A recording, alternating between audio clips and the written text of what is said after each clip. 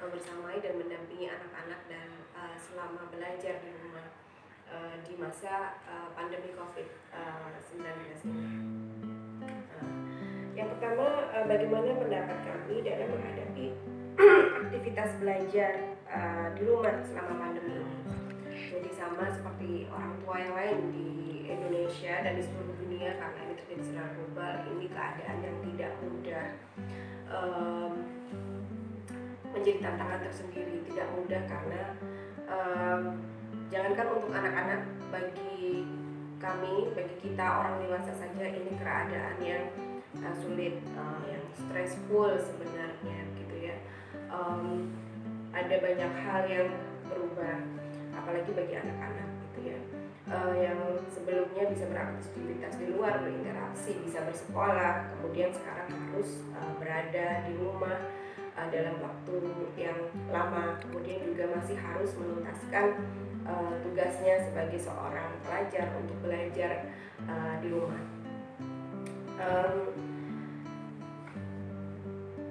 Pada awal-awalnya kami melakukan brainstorming dengan anak-anak gitu ya, membahas apa sih yang sedang terjadi gitu ya, apa yang terjadi di luar sana sehingga mereka harus tetap berada di rumah, kenapa mereka harus belajar di rumah dan tidak bisa bersekolah, kenapa ayahnya juga harus bekerja dari rumah, kemudian juga setiap orang diharuskan untuk stay di dalam rumah gitu ya. Dengan brainstorming ini anak-anak menjadi lebih paham dengan apa yang terjadi. Dengan itu kami punya modal untuk membuat kesepakatan dan kesepahaman baru dengan anak-anak dan membangun rutinitas baru, karena dengan adanya masa ini gitu ya, banyak rutinitas yang berubah. Kemudian pada dasarnya, pada prinsipnya kami adalah orang tua yang mengandung prinsip dan memahami bahwa tanggung jawab utama pengasuhan adalah berada di pundak kami sebagai orang tua. Jadi jauh sebelum ada pandemi ini, kami sudah menerapkan home education bagi anak-anak atau pendidikan rumah bagi anak-anak. Kami memiliki kurikulum pendidikan rumah bagi anak-anak. Jadi walaupun anak-anak bersekolah formal, anak-anak tetap pergi ke sekolah, tetapi di rumah mereka pun mempunyai kurikulum pendidikan. Jadi kurikulum pendidikan bagi mereka pendidikan holistik ya. Jadi yang meliputi pendidikan keimanan, spiritualitas, kemudian karakter, kemudian juga ada life skill atau keterampilan diri, meningkatkan kapasitas diri mereka, dan juga pengetahuan dan wawasan. Jadi sebelum ada pandemi ini pun kami sudah terbiasa memberikan mereka kegiatan-kegiatan yang mendidik bagi mereka. Jadi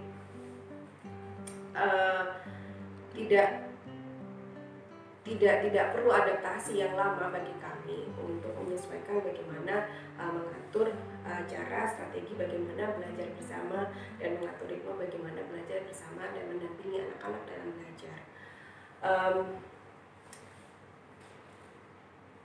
Kami menempatkan diri tidak hanya sebagai fasilitator pelindung bagi anak-anak. Fasilitator pelindung itu bertugas mengamankan, menyamankan, menyenangkan bagi anak-anak, tapi kami juga sadar bahwa kami harus menjadi fasilitator belajar bagi anak-anak. Jadi kami sedari awal mengupayakan meng-coaching anak-anak untuk bagaimana sanggup menjadi pribadi yang dewasa secara utuh pada saatnya nanti, atau kalau dalam Islam akhir balik secara bersamaan, bisa akhir dan balik secara bersamaan. Itu menjadi menu utama dalam pendidikan kami. Jadi selama membersamai anak-anak di rumah ini, kami merasa sangat terbantu oleh sekolah, karena sekolah Alam memiliki values dan visi misi yang sama dengan keluarga kami. Kemudian sekolah Alam Duri juga memberikan materi-materi atau kurikulum untuk pembelajaran di rumah yang mudah, kemudian bersesuaian dengan fitrah anak gitu ya, tidak merusak fitrah anak gitu. Jadi mudah untuk kami aplikasikan di rumah ya, karena itu tadi keadaan ini tidak mudah bagi semua, bagi anak-anak pun bagi orang tua apabila dua-duanya terbebani oleh materi-materi yang harus anak-anak selesaikan gitu ya. Ini bisa memperparah keadaan gitu ya, bahwa kami lebih menitik beratkan kepada anak-anak bagaimana di rumah saja tidak berarti harus kesepian, bagaimana di rumah bisa tenang dan mengelola emosi bagi kami itu lebih penting. Jadi bagaimana sekolah memberikan treatment yang benar pada anak-anak, membersamai anak-anak belajar di rumah, sama pentingnya dengan bagaimana kami mendampingi anak-anak belajar di rumah gitu ya. Dan kami orang tua yang tidak hanya menitik beratkan pendidikan anak itu pada akademis saja, bahwa keimanan itu penting, analytical thinking itu penting, empati itu penting, kemampuan mengekspresikan pikiran itu penting gitu. Jadi materi-materinya sebenarnya tidak rigid dan susah sebenarnya, dalam artian tidak perlu dengan rumus-rumus dan ini. Jadi kami pun lebih santai dalam menghadapinya di rumah, menyesuaikan dengan kurikulum yang kami memang sudah coba berikan untuk anak-anak. Yang kedua, cara mendampingi anak-anak selama pembelajaran dari rumah. Nah, ini menarik karena di masa-masa awal ini menjadi momok bagi ibu-ibu untuk mendampingi anak-anak belajar sekaligus harus menuntaskan amanah-amanah domestiknya, karena amanah domestik ibu itu 24 jam serasa tidak berhenti gitu, dan berkaitan langsung juga dengan anak-anak gitu. Belum lagi bagi para ibu-ibu yang mempunyai amanah publik gitu ya, yang work from home, bagaimana memutuskan amanah publiknya tapi juga balancing dengan tuntas amanah domestik, juga membersamai anak-anak untuk belajar.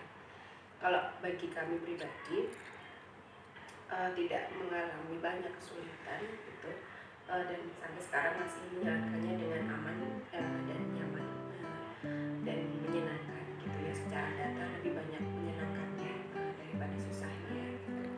Kenapa? Karena sekolah seperti yang saya jelaskan di awal bahwa tidak memindahkan mata pelajaran full ke rumah gitu ya, tetapi memberikan kurikulum yang memudahkan bagi kami untuk mengajarkannya kepada anak-anak dan menerapkannya kepada anak-anak. Di awal-awal masa anak-anak di rumah, sekolah memberikan portofolio fitrah ya untuk anak-anak gitu ya, yang terdiri dari fitrah keimanan, fitrah estetika, dan fitrah hidup.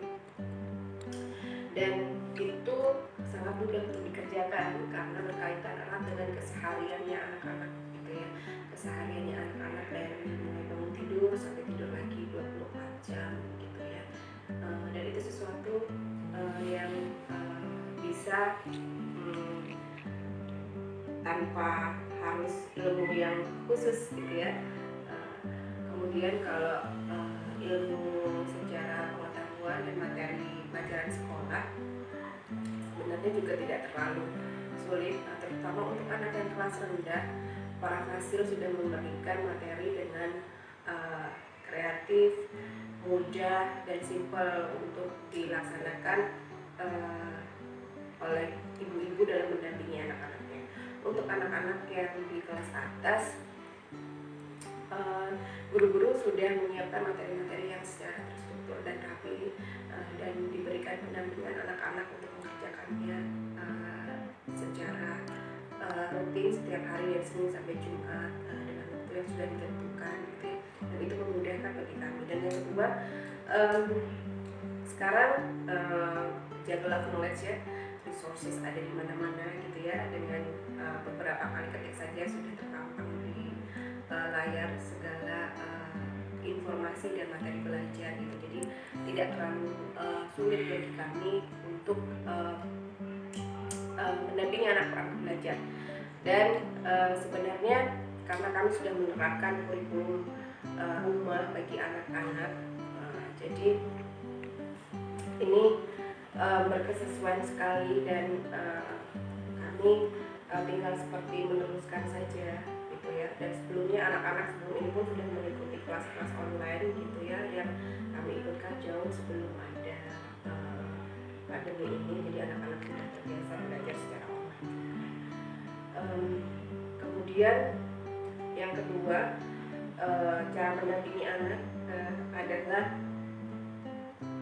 karena kami punya kurikulum belajar untuk anak-anak, kami dari awal sudah mengajak anak-anak untuk menemukan strong why kenapa mereka harus belajar, menemukan alasan kuat kenapa mereka harus belajar. Bagi kami ini fundamental dan substansial, penting agar anak-anak mengetahui kenapa sih mereka harus belajar gitu ya. Kalau dari sisi agama, bahwa belajar itu juga ibadah gitu ya. Perintah pertama Allah kepada Rasulullah adalah, wahyu pertama adalah untuk belajar, Iqra gitu ya. Dan itulah kenapa kamu harus belajar gitu. Kemudian bahwa makna belajar itu luas gitu ya, tidak hanya pada mata pelajaran saja gitu ya. Yang utama tentu fitrah, belajar tentang keimanan, tentang tauhid gitu ya. Yang kedua tentang karakter, dan kemudian tentang life skill gitu ya, keterampilan, kemudian juga pengetahuan dan wawasan. Dan belajar itu tidak melulu ada di sekolah dan hanya berupa mata pelajaran, tapi belajar itu ada di rumah, belajar itu ada di lingkungan, belajar itu ada di komunitas. Dan dunia ini sangat luas untuk bisa dijelajahi secara fisik maupun secara gagasan gitu ya. Jadi anak-anak punya point of view yang lain tentang belajar gitu ya. Jadi kami sebenarnya tidak banyak menyuruh-nyuruh atau memerintah anak-anak untuk belajar, karena sudah terbangun strong why dan rutinitas mereka untuk belajar. Kemudian memberikan makna secara luas yang lain adalah belajar tadi termasuk belajar tentang peningkatan kapasitas diri bagi mereka.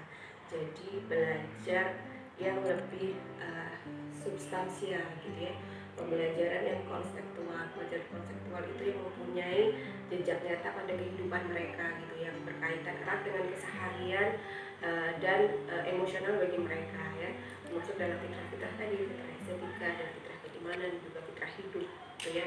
Jadi materi pembelajaran peningkatan kapasitas diri pada mereka lebih kami tekankan sebenarnya selama pembelajaran di masa pandemi ini gitu. Jadi kenapa ini penting untuk belajar pembelajaran peningkatan kapasitas diri, karena belajar itu bukan hanya untuk berkompetisi, belajar bukan hanya untuk mendapat nilai bagus dan untuk menyiapkan ujian saja gitu. Anak juga harus tahu itu, bahwa belajar juga lebih ke hal-hal yang lebih esensial dan substansial, yaitu tadi meningkatkan kapasitas diri mereka sebagai pribadi, yaitu sehingga mereka sanggup menjalankan aktivitas keseharian mereka dengan baik ya, keseharian yang bahagia, keseharian yang menyenangkan, keseharian yang nyaman, dan anak-anak bisa terampil dan produktif. Itu masuk menu belajar kami, dan itu menjadikan bahwa apapun kegiatan mereka selama 24 jam itu menu belajar mereka. Jadi pendampingan kami ya selama 24 jam itu dan berkaitan dengan kesehatan sehari-hari gitu ya, karena ini juga penting bagi bekal mereka di masa kini maupun masa depan, saat mereka remaja maupun nanti saat mereka dewasa, saat mereka siap berkarya dan berkontribusi kepada masyarakat. Jadi itu cara kami mendampingi anak-anak gitu ya, yang membuat mudah dan menyenangkan sampai saat ini adalah sinergi antara sekolah yang memberikan kurikulum yang memudahkan bagi kami untuk diterapkan di rumah, dan kami yang sudah mempunyai jejak pendidikan kurikulum di rumah. Untuk pertanyaan yang ketiga, bagaimana kami mendampingi anak-anak dengan bahagia selama COVID-19 ini, mendampingi mereka belajar dengan bahagia.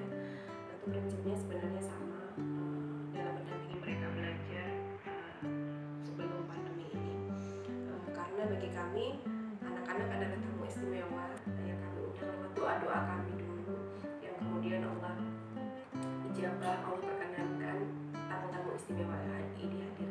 Jadi untuk melaksanakan tugas bagaimana mendampingi tamu-tamu istimewa ini tentu perlu usaha-usaha spesial, dan usaha-usaha spesial inilah yang berwujud bahagia itu bagaimana mencari cara untuk bahagia mendampingi mereka. Salah satunya adalah dengan isi ilmu. Tentu di zaman sekarang dengan tantangan kepengasuhan yang semakin berat mendatang, penting bagi para orang tua untuk isi ilmu, mencari ilmu sebanyak-banyaknya tentang pengasuhan anak gitu ya.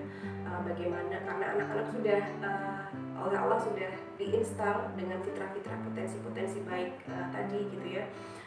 Kemudian kalau berhubungan dengan belajar, sebenarnya anak-anak sudah diinstal fitrah belajar hingga piawai gitu ya. Kalau kita sudah bisa memberikan atau mengajak anak-anak untuk menemukan strong why, arisan kuatnya kenapa anak-anak harus belajar, sebenarnya anak-anak akan bisa belajar dengan mandiri dan penuh tanggung jawab tanpa banyak intervensi dari kita. Kita tinggal mendampingi saja. Mereka akan punya kesanggupan untuk berjuang menjadi pembelajar sejati. Kedua, sesungguhnya mendampingi anak belajar, mendidik anak adalah mendidik diri sendiri, mendidik kami sebagai individu, mendidik kami sebagai orang tua gitu ya. Kalau kami mengajarkan kepada anak bahwa belajar itu perlu kerja keras, perlu usaha gitu ya, sebenarnya sama gitu ya, bahwa kami pun harus bekerja keras, berusaha, berjuang untuk belajar bagaimana mendampingi anak-anak. Nah, kalau kami mengajarkan tentang fitrah keimanan, sejatinya kami juga harus belajar tentang bagaimana meningkatkan keimanan kami. Kalau kami harus mengajarkan kepada anak-anak tentang bagaimana berkomunikasi dengan baik gitu ya, sesungguhnya haruslah kami memperbaiki komunikasi kami, bagaimana berkomunikasi dengan produktif dan reflektif untuk anak-anak sehingga bisa ditiru oleh anak-anak gitu ya.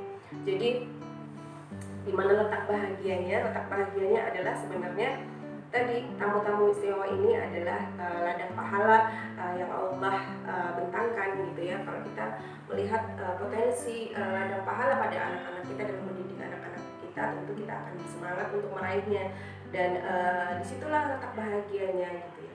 Kemudian yang ketiga, sebenarnya di masa pandemi ini seperti memaksa kita orang tua untuk kembali ke rumah. Allah seperti paksa kita untuk kembali kepada kita sebagai orang tua, mengembalikan fungsi kepengasuhan kita untuk anak-anak gitu ya. Yang dulu para ayah sibuk di luar bekerja gitu ya, mencari nafkah yang menjadi utama gitu, melalaikan bahwa sebenarnya pendidikan anak adalah yang utama gitu ya. Sekarang anak-anak ayah-ayah dipaksa untuk berada di rumah gitu ya, melihat bagaimana perilaku putri-putrinya gitu, kemudian jadi tahu mana fitrahnya yang tersimpangkan, mana fitrahnya yang belum lengkap, mana perilakunya yang harus diperbaiki gitu ya. Jadi disitulah letak bahagianya, bahwa sekarang ini kita sedang diberi kesempatan, kita sedang diberi waktu untuk menggenapkan usaha, menggenapkan tugas yang Allah telah berikan dulu, yang sebenarnya kita sendiri yang minta